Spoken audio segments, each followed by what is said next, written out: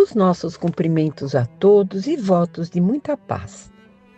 Continuando o estudo que estamos fazendo do livro Os Mensageiros, pelo Espírito André Luiz e a psicografia de Chico Xavier, nós vamos nos recordar que nas semanas anteriores, aquele médico espiritual, receitista da casa de Dona Isabel, durante os trabalhos, ele pediu o auxílio do Aniceto, assim que terminasse aquela sessão mediúnica, que ele pudesse acompanhá-lo para um socorro espiritual que ele estaria fazendo a clientes dele, que seriam os receitistas, e depois ele continuaria com esse trabalho com aqueles clientes depois de desencarnados, né? Então seriam amigos dele. E nós vimos na semana anterior, há 15 dias atrás, nós vimos o socorro que foi prestado àquela jovem que havia desencarnado, né? E aquela jovem, ela já havia desencarnado, mas ela tinha medo de enfrentar a morte. Então, ela estava unida àqueles despojos, mesmo desencarnada.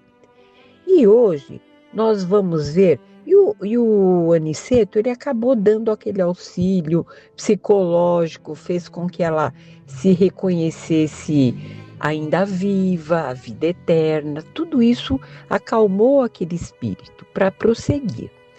E agora nós vamos ver um outro caso, que é de um amigo desse médico, né? Um amigo desse médico espiritual, que ele, na verdade, ele não desencarna. O que acontece a muitos de nós, na hora do desencarne, ele fica se segurando para não desencarnar. Então vamos a essa leitura. O capítulo é Máquina Divina. Vamos lá. Não se passaram muitos minutos e estávamos ao lado do agonizante, cuja situação preocupava o clínico espiritual, que seria aquele médico desencarnado.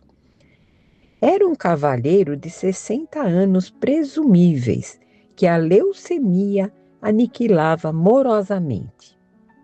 Há muitos dias se encontra em coma, explicou o facultativo, o médico espiritual, né? Mas temos necessidade de mais forte auxílio magnético para facilitar o desprendimento. Então, há dias que ele já se encontrava em coma e ele não se desprendia daquele corpo. No aposento, além de 2 senhoras desencarnadas, a mãe do agonizante e uma parente próxima, viam-se familiares encarnados dando mostras de grande aflição. Então, naquele momento do desencarne, vários desencarnados ali dando uma amostra de uma aflição, de querer segurar aquele espírito junto àquele corpo. Nosso orientador examinou o enfermo detidamente e sentenciou: nada resta senão a necessidade de concurso para o desligamento final. Então não havia uma maneira de recuperar mais aquele corpo. Aniceto, a seguir, recomendou observássemos o moribundo com atenção. Concentrando todas as minhas possibilidades, fixei o enfermo prestes a desencarnar. Notei com minúcias que a alma se retirava lentamente através de pontos orgânicos insulados. Assombrado, verifiquei que bem no centro do crânio havia um foco de luz mortiça, candelabro aceso às ondulações brandas do vento. Enchia toda a região encefálica, despertando-me profunda admiração. Então ele viu que aquele moribundo, ele mantinha assim no centro do crânio um foco de luz assim bem mordiça. Então não era um foco assim de luz iluminado, né? Ele era um espírito mediano, ele não tinha aquela luz intensa, mas ele estava acompanhado de uma certa luz naquele crânio, né? Existia um foco daquela luz naquele crânio.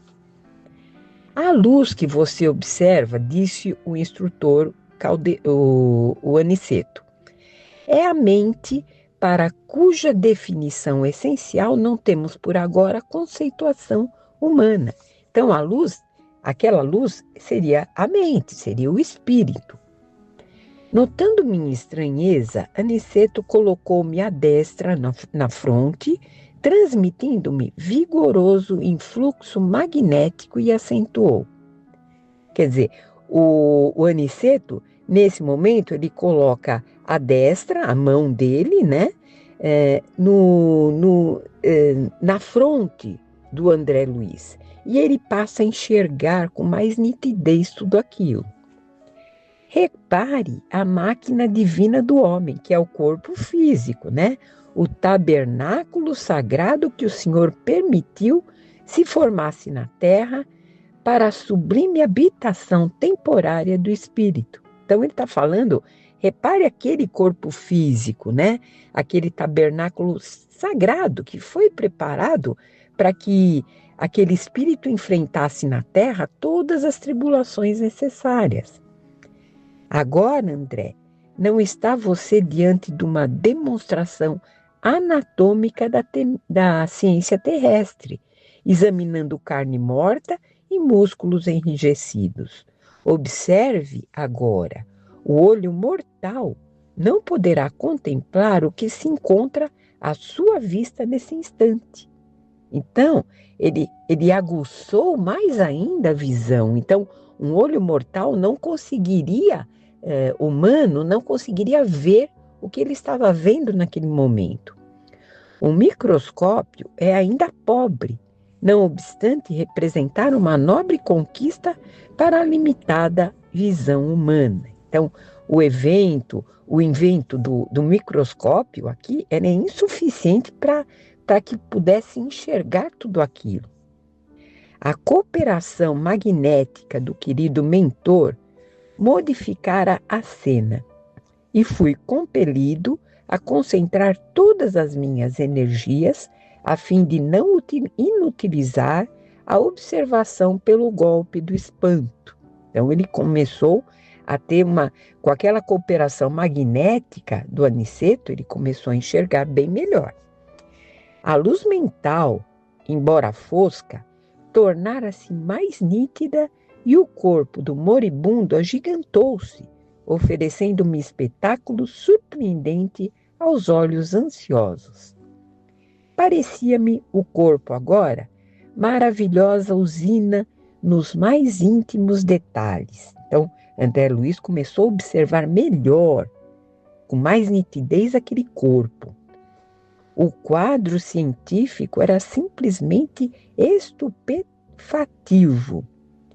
Identificava em grandes proporções os 9 sistemas dos órgãos da máquina humana, o arcabouço ósseo, a musculatura, a circulação sanguínea, o aparelho de purificação do sangue consubstanciado nos pulmões e nos rins, o sistema linfático, o maquinismo digestivo, o sistema nervoso, as glândulas hormonais e os órgãos dos sentidos. Então, toda essa parte física, André Luiz estava agora observando de uma maneira diferente, mais apurada. Tal revelação histológica, quer dizer, relativa às células, né? Tal revelação histológica era diferente de tudo que eu poderia sonhar nos meus trabalhos de medicina. Então, veja a visão dele agora, de André Luiz. A circulação do sangue semelhava-se a movimento de canais vitalizadores daquele pequeno mundo de ossos, carne, água e resíduos. Milhões de organismos microscópicos iam e vinham na corrente empobrecida de glóbulos vermelhos. Empobrecida porque ele estava com aquela doença agora, né? Que estava diminuindo os seus glóbulos vermelhos, aquele câncer, né? Então ele praticamente estava empobrecido a quantidade dos glóbulos vermelhos. Então não existia muita resistência para toda aquela situação. Presenciava a passagem de formas esquisitas, à maneira de minúsculas embarcações carregadas de bactérias mortíferas. Essas bactérias todos nós temos no corpo físico, só que o nosso sistema imune, ele resiste a todas essas bactérias, ele preserva os nossos órgãos. Só que a partir desse momento em que ele perdeu as resistências, elas começaram a invadir todos os órgãos. Então, essa infecção passou a ser generalizada. Elementos maiores da flora microbiana transformavam-se em pequeninos barcos, hospedando feras minúsculas às centenas. Invadiam todos os núcleos organizados. Então, todos os órgãos estavam sendo invadidos por todas aquelas bactérias mortíferas. Os órgãos, como os pulmões, o fígado e os rins, estavam sendo assaltados irremediavelmente por incalculável quantidade de sabotadores infinitesimais.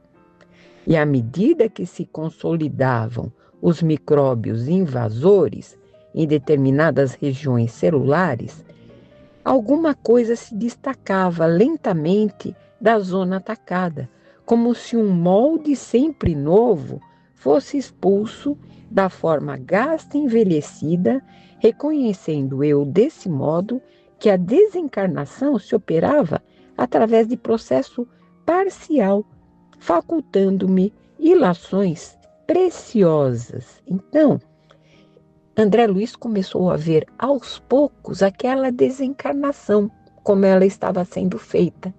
Aquelas bactérias invadindo os órgãos e ele se desprendendo, o corpo físico naquele local se desprendendo do perispírito, né? Então, era gradual aquela desencarnação.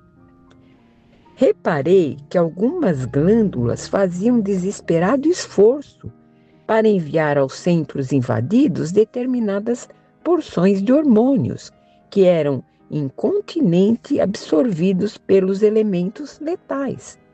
Então, apesar daquele esforço das glândulas desesperadas, né, tentando enviar os hormônios, aquele órgão ele estava sendo invadido por todas aquelas bactérias, então tudo aquilo lá era inútil. O plasma sanguíneo figurava-se líquido, estranho e gangrenoso. Pela excessiva movimentação da onda mental, observei que o moribundo tentava readquirir a direção dos fenômenos orgânicos, mas em vão. Então ele tentava ainda resistir a tudo aquilo. Todos os complexos celulares atritavam entre si, e as bactérias pareciam gozar o direito de multiplicação crescente e festiva. E aí o Aniceto vai perguntar: está vendo a máquina divina formada pelo molde espiritual pré-existente? Então está mostrando o corpo físico, né? Porque André Luiz estava admirado com aquilo. O corpo do homem encarnado é um tabernáculo e uma bênção. Nessa hecatombe angustiosa de uma existência, você pode reparar que todos os movimentos do corpo estão subordinados à administração da mente. Então, a nossa mente, ela também regula tudo no nosso corpo físico. Não é apenas o aspecto psicológico, é a parte física também daquele corpo. O organismo vivo, André, representa uma conquista laboriosa da humanidade terrestre no quadro de concessões do Eterno Pai. Você pode agora identificar os movimentos da matéria viva. Cada órgão é um departamento autônomo na esfera celular, subordinado ao pensamento do homem. Então, o pensamento do homem é que regula toda aquela parte física. Cada glândula é um centro de serviços ativos. Há muita afinidade entre o corpo físico e a máquina moderna. São ambos impulsionados pela carga de combustível, com a diferença de que, no homem, a combustão química obedece ao senso espiritual que dirige a vida organizada. É na mente que temos o governo dessa usina maravilhosa. Não possuímos aí tão somente o caráter, a razão, a memória, a direção, o equilíbrio, o entendimento, mas também o controle de todos os fenômenos da expressão corpórea. Então, a nossa mente consegue direcionar tudo isso. Na sede mental e, consequentemente, no cérebro, temos todos os registros de distribuição dos princípios vitais aos núcleos celulares, inclusive a água e o açúcar. Os centros metabólicos são grandes oficinas de trabalho incessante. A mente humana, ainda que indefinível pela conceituação científica limitada na Terra, é o centro de toda manifestação vital do planeta. Cada órgão, cada glândula, meu amigo, integra o quadro de serviço da máquina sublime, construída no molde sutil do corpo espiritual pré-existente, que é o perispírito. E por isso mesmo chegará o tempo em que a ciência reconhecerá qualquer abuso do homem como ofensa causada a si mesmo. Então, aí é o que o Espiritismo já revela com muita antecedência, o que o homem ainda tem que descobrir, que o perispírito é um molde, e tudo que fazemos aqui na parte física, ele vai refletir nesse perispírito.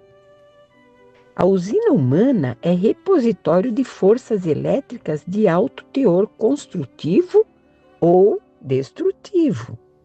Cada célula é minúsculo motor, trabalhando ao impulso mental.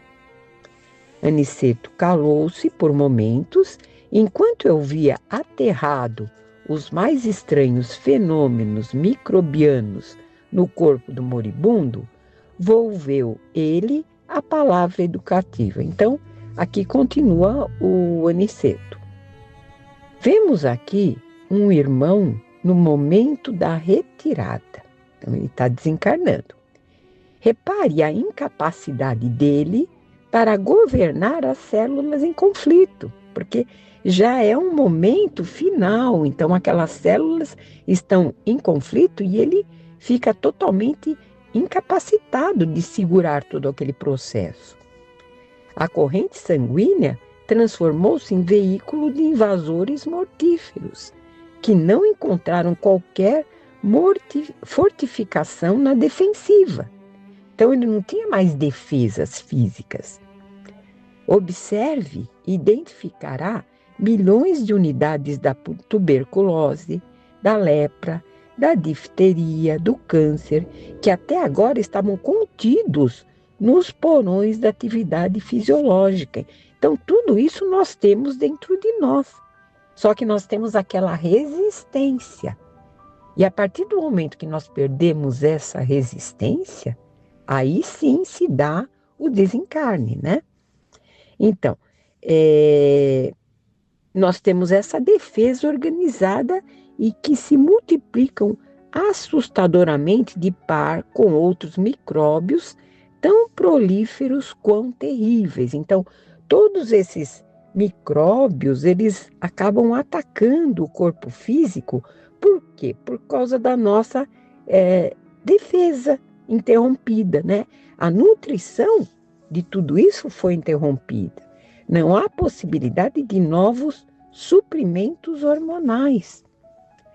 O agonizante retrai-se aos poucos e ainda não abandonou totalmente a carne por falta de educação mental. Então, de novo, aí no caso da recém-desencarnada, ela havia desencarnado, mas ela estava unida aos despojos, estava com medo de morrer. Aqui no caso, ele está se segurando para não desencarnar. Então, aquela resistência até o último, que todos nós temos, acabamos tendo na hora da morte, ou pelo menos a maioria de nós vai ter essa resistência física de querer permanecer naquele corpo. Vê-se pelo excesso de intemperança das células, sobre as quais não exerce nem mesmo um controle parcial, que esse homem viveu bem distante da disciplina de si mesmo. Então, ele não se preparou para o desencarne, assim como a maioria de nós ainda faz isso. Então, precisamos nos preparar para esse momento, para irmos em paz, para abandonarmos esse corpo físico. Por mais que sejamos reconhecidos, mas não podemos ter esse apego infinito a esse corpo físico, porque todos nós sabemos que uma hora deixaremos ele. Seus elementos fisiológicos são demasiadamente impulsivos, atendendo muito mais ao instinto que ao movimento da razão concentrada, que é o que falamos, né? Ele está atendendo mais ao instinto de preservação daquele corpo do que propriamente a sua razão. A falar verdade, esse nosso amigo não se está desencarnando, está sendo expulso da divina máquina, onde, pelo que vemos, não parece ter prezado bastante os sublimes dons de Deus. Então ele está se segurando e, na verdade, ele não está desencarnando, ele está sendo expulso, como ele falou aqui, do corpo, né? Bom, então nós vimos nesse capítulo muito belo, muito instrutivo, né? O desligamento perispiritual, né? Desse agonizante, e ele é detalhado de uma forma impressionante para André Luiz, né? Mostrando como todos os movimentos do nosso corpo, eles são administrados pela mente. Por hoje nós terminamos esse estudo, né? O estudo desse capítulo, e daqui a 15 dias daremos continuidade a esse estudo. Fiquem com Deus e até lá.